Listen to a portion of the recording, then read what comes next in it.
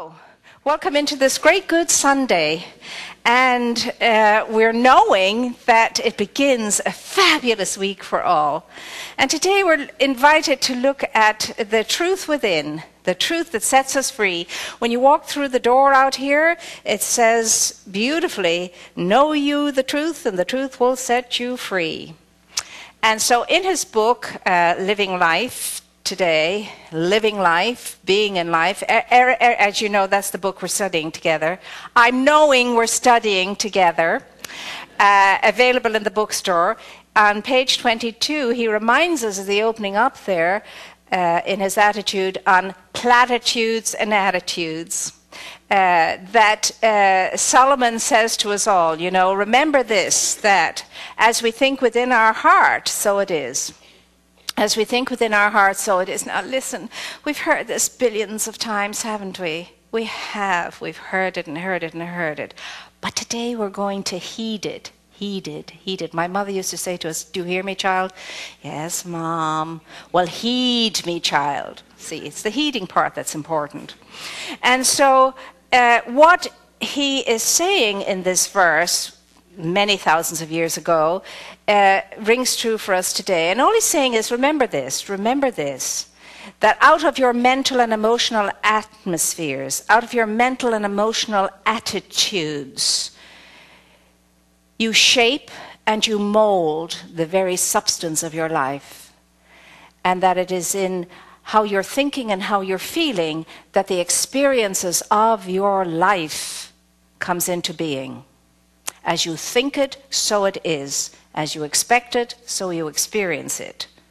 It's the same message. There's no other message than that. Plus, God is all there is only God. If we know those two things, take them to heart, work on them, we're home free. We are walking on water. We really are. That would be simple for us to do. And outside of that, there's nothing else to know, really. That's it. We could all go home now, since we know it. So, what that is saying is that every single thought, every single feeling I'm entertaining, I'm engaging in, is molding and shaping the destiny of my life. The destiny of my life is molded and shaped through the thoughts and the feelings I entertain. And that's it in a nutshell. That's why I am where I am just now. Which reminds me of the story of the little boy whose father invited his boss home, and his boss and his wife home, to supper one night. Now this man was known to be very bombastic and very gruff and very difficult and very challenging. And so in the middle of the dinner, the little boy says, "My daddy tells me that you're a self-made man." And the boss beams. And he says, "Yes, son, I am. I am a self-made man." And the little boy responds, "But why did you make yourself like that?" So out of the mouths of babes comes the question for you and for me this week. Why have I made myself the way I am? Why have I made myself the way I am? Why am I the way I am? That's our question this week.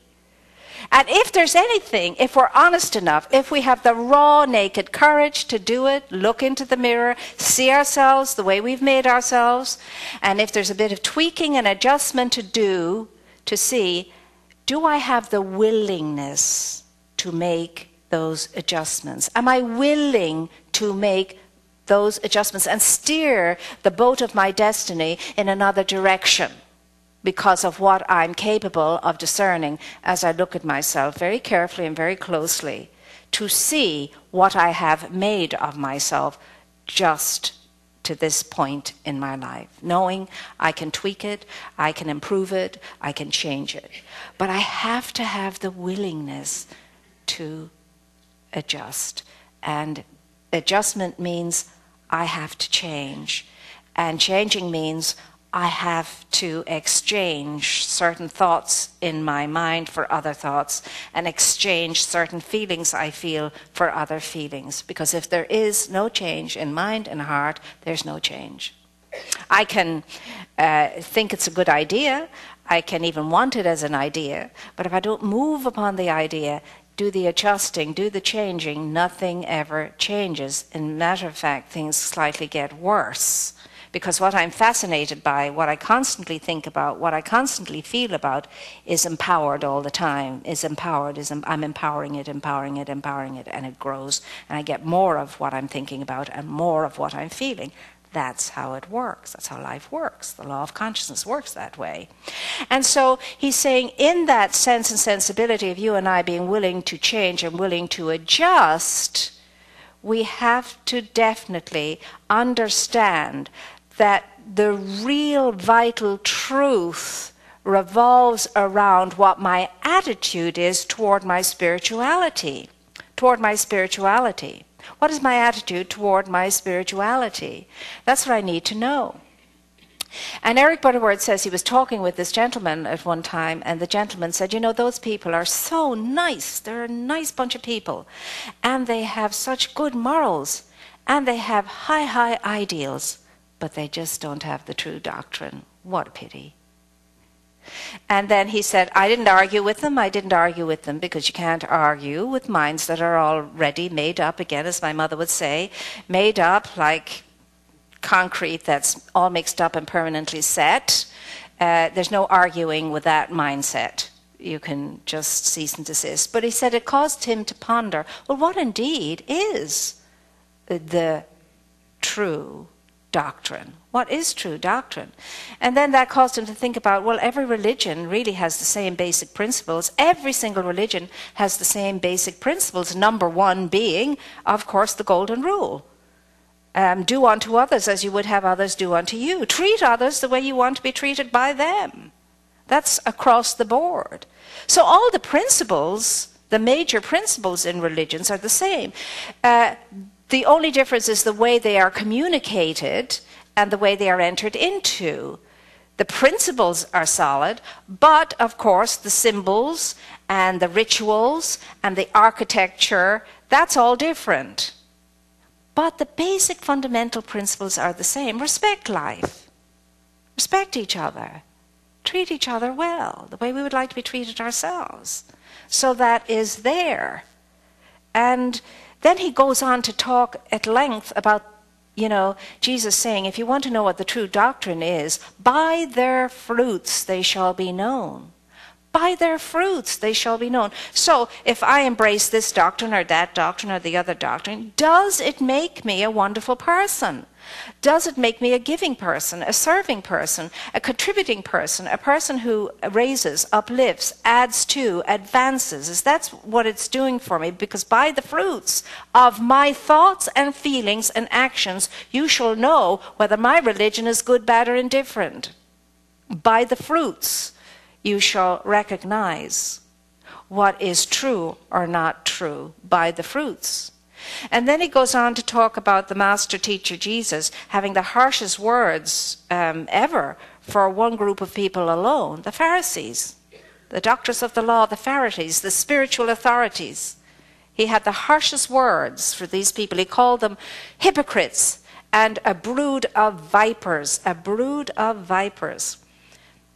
And he indicated that these people were people who loved to dress up in all their regalia, in their special clothes. They wore their scriptures on their head and on their left arm. They loved to be seen in public and lauded and applauded. They loved to pray in public. They loved to give alms in public. They loved to have the spotlight at any great feasts they were attending. They loved the chief seats in the synagogue. They loved all of that lauding and applauding and public outplaying of their struttingness. And in the scriptures we have the story of two people entered into the synagogue. One was a Pharisee and one was a sinner. And the Pharisee goes up to the top of the synagogue and he stands up in the synagogue and he says, "Oh God, I thank you that I'm not like the rest of men, like this miserable sinner. I thank thee." And the miserable sinner at the back is just saying, "God, be merciful to me, a sinner." And then the master teacher says, "Well, which of those do you think went home justified before God that day?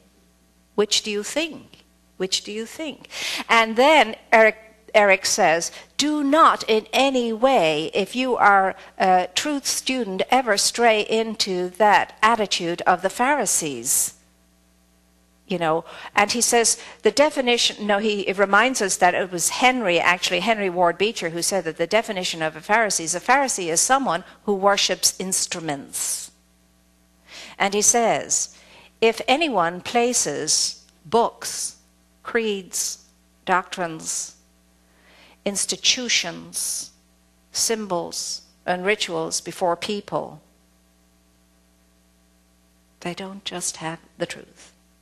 They're not in the truth and of the truth. If those are placed before people, he says, then that's an attitude of a Pharisee. They are so attached to the letter of the law and so negligent of the spirit of the law. And the master teacher Jesus was all about the spirit of the law. That's what made him such an iconoclast amongst the Jewish community, that he fought the letter of the law to advance the spirit of the law. Where is the love? Now, in Jewish tradition, there were so many rules and regulations. No one person could possibly keep all of those rules in one day. It's impossible, 150 something or another. And they all really have to do with rituals and sanitary things and so on and so forth. So what Eric is pointing out is it matters not what you're embracing as a doctrine if underpinning that there is a practice of the heart, because it doesn't do us any good to have enforced upon us doctrines and creeds that we adhere to. What's better for us is to have a spirituality that we practice. And it's all about practice, practice, practice, practice. Are you living the teaching? Are you living the teaching? Are you living the teaching? And so sometimes, even in our own groups, when we gather together, I have to sometimes say, well, where is the language of our teaching here in this conversation? And where is the feeling of the love of our teaching within this conversation? Where is the language and the feeling of love within this conversation? Where is it? Because that's what this teaching is all about. It's about the science of the mind and understanding the science of consciousness and the practice of the heart. The science without the practice is useless. Now, Eric Butterworth also says, you know, we are all overread and underdone. Overread and underdone. And that's what Ernest Holmes said in the textbook. He said, beware of bookology. Beware of just gathering facts. It's all about the teaching. And then Eric says that really and truly there's only one thing for us all to know, and that is that God is, and God is all there is, and I am a child of God.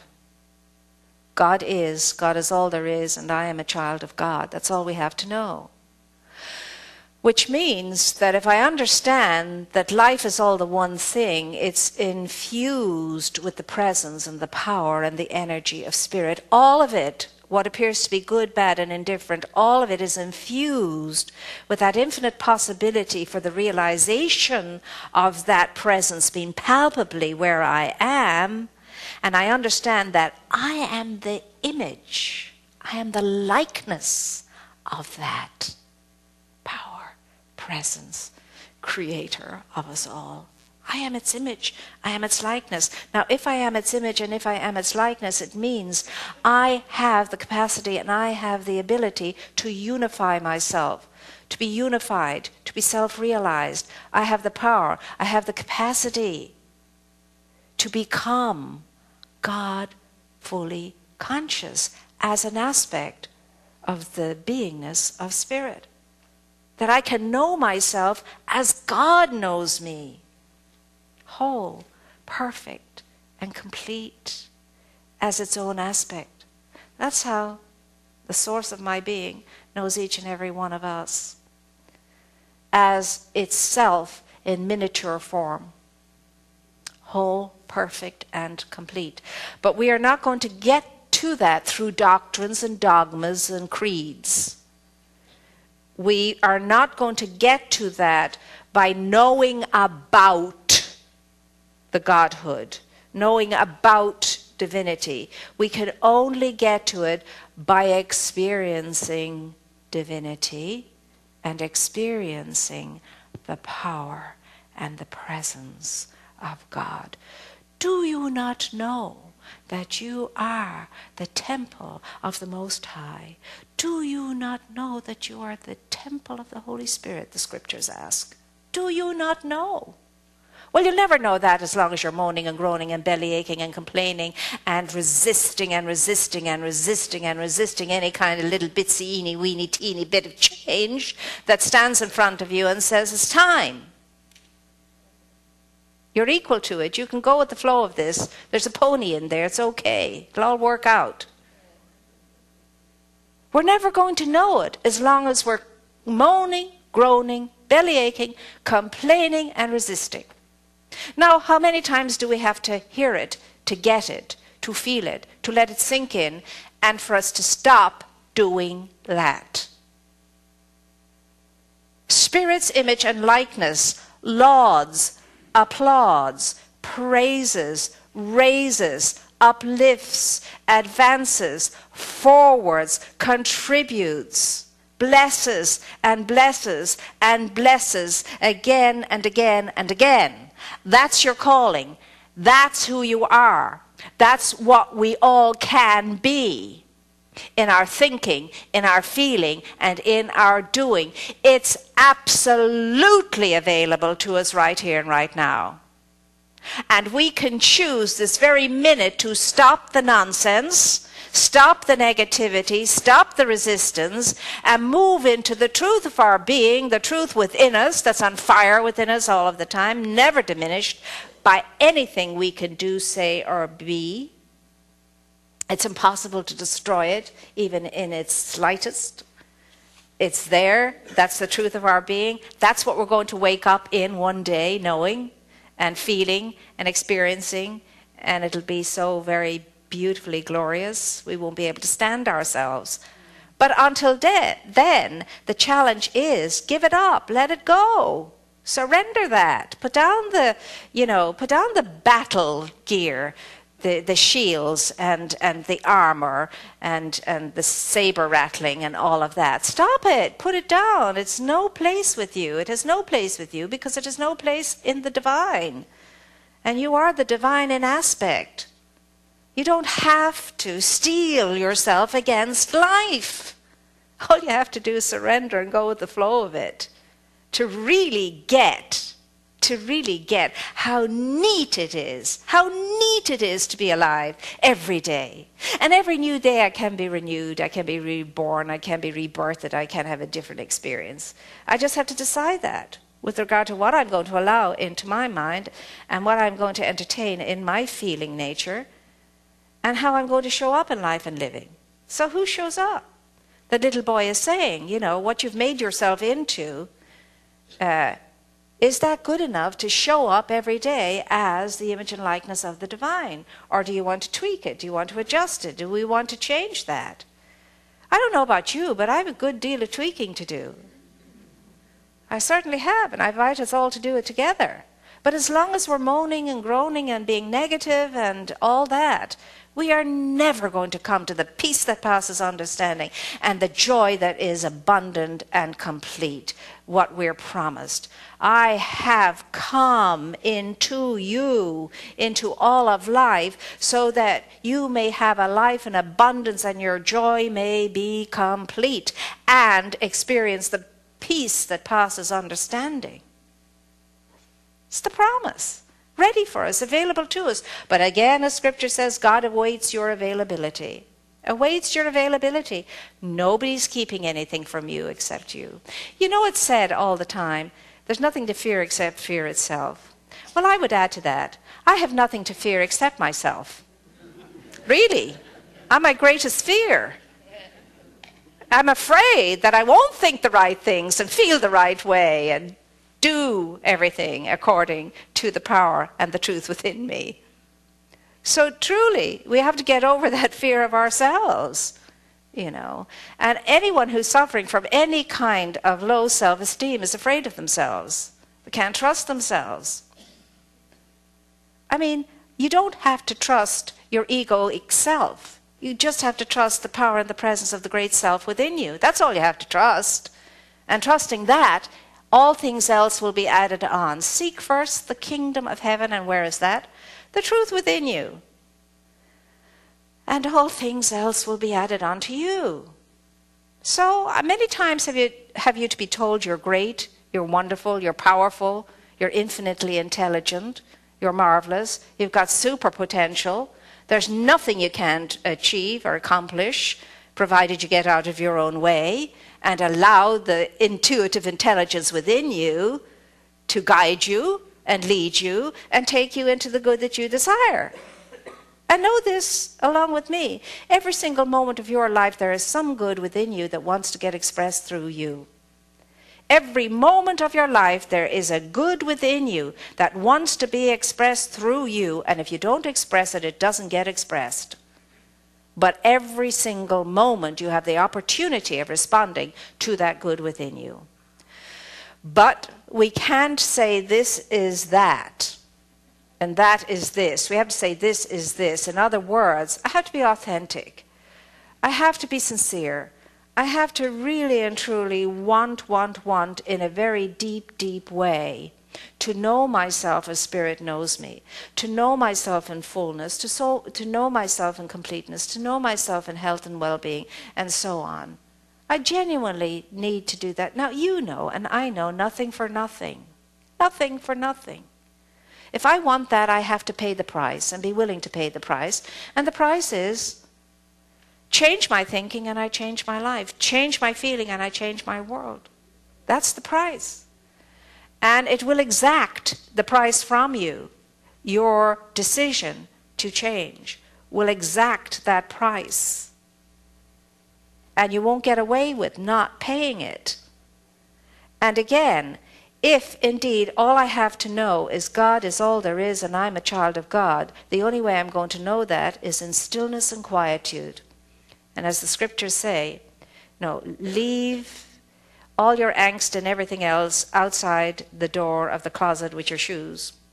The shoes symbolize all of the nonsense and everything unlike spirit. Or as somebody else once said, get your bloated nothingness out of the way. So that you can enter into this meditative state whereupon which you are meditating and contemplating upon the allness of God, and you do not ever go near the nothingness of things that are always endeavoring to capture your attention. We are in the presence of God to focus on the allness and the fullness of God, not upon the nothingness of things, as Eric Butterworth says. So all the time we're contemplating the allness of God, the fullness of God, the wholeness of God, the plenty of God, the health of God, the wealth of God, the loving relationship in God, the creative expression in God. That's what we're contemplating, and when we do it, we're contemplating that within our own selves, because we are the image, we are the likeness of the Godhood, of divinity itself. That's what we're contemplating. You keep your mind on what you want and off always what you don't want. Put your mind on what you want and away from all that you don't want. Because what, again, as Napoleon Hill and many others have said, what the mind can believe and conceive, the mind can achieve. And that's the truth, as Either Then would say. That's the truth. It really is the truth. So you know it. You're aware of it. It's been given to you. Get the little book. Life is for living. Suck it up. It's an aid. It's a tool. It's a pointer. And what we must never do is worship the pointers, the creeds, the temples, the places, the relics. We worship the Godhood within ourselves, around us and about us. And the way we worship is to love unconditionally and in that way of spirit. Make a difference, serve, show up and lovingly serve. And that's it, my dear ones. So know the truth, and the truth will set you free. And so this week the question is, why did you make yourself like that? And so it is.